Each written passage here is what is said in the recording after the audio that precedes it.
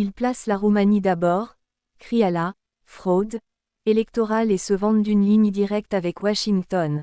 Le candidat à la présidence Georges Simion joue à fond la carte Trump pour récupérer l'élection selon lui, volée. Pour le chef du parti nationaliste AUR, devenu le favori du nouveau scrutin organisé dimanche après l'exclusion de son allié Călin Georgescu, vainqueur du premier tour le 24 novembre, l'appui de Washington à son camp est pain béni. C'est un signal fort qui donne aux électeurs confiance pour suivre la route conservatrice, dit-il à l'AFP, refusant l'étiquette d'extrême droite.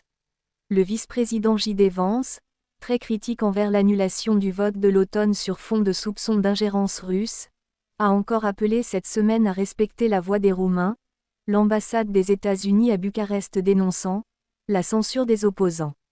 À l'unisson, Georges Simion estime que, même s'il y a des attaques hybrides, cela ne veut pas dire que nous sommes faibles au point de devoir annuler les élections. Redoute-t-il un autre rebondissement dans le feuilleton politique qui agite la Roumanie depuis plusieurs mois? Il n'imagine pas une nouvelle annulation. Car nous avons le soutien des États-Unis, souligne avec conviction l'élu de 38 ans, jonglant entre coups de fil et interviews, quand il ne voyage pas à l'étranger pour conquérir les suffrages de la diaspora. Mais on peut s'attendre à tout, y compris à des fraudes électorales massives, poursuit-il, reprenant une rhétorique non étayée chère à Donald Trump. Ouvrir des portes. Après la décision de la Cour constitutionnelle, Georges Simion s'était insurgé contre un coup d'État, une démocratie piétinée. Sa première mesure à la tête de l'État serait d'ailleurs de déclassifier les discussions confidentielles ayant mené à un tel dénouement, rarissime dans l'UE. Candidat malheureux en novembre, il a refusé de participer au débat télévisé cette semaine, par respect du peuple, rappelant que M. Georgescu aurait dû normalement occuper sa place autour de la table. S'il est élu, il pourrait le nommer Premier ministre.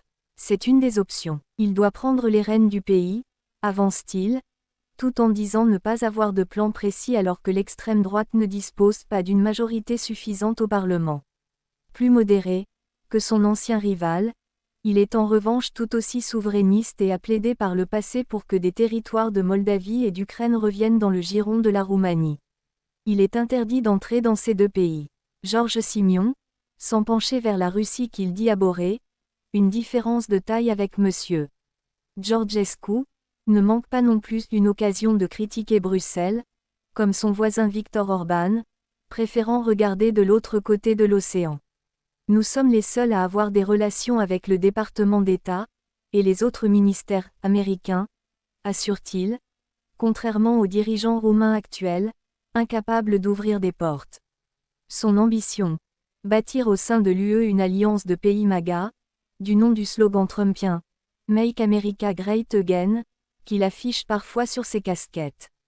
Comme l'équipe Doge, chargée de traquer la fraude et les dépenses inutiles dans le budget des États-Unis, Georges Simion veut sabrer des postes, pour investir dans la défense, et quasiment doubler sur les 5 prochaines années le budget militaire de cet État membre de l'OTAN voisin de l'Ukraine, à 4% du produit intérieur brut PIB. De quoi satisfaire Donald Trump, qui ne cesse de faire pression sur les membres de l'Alliance Atlantique pour qu'ils accentuent leurs efforts.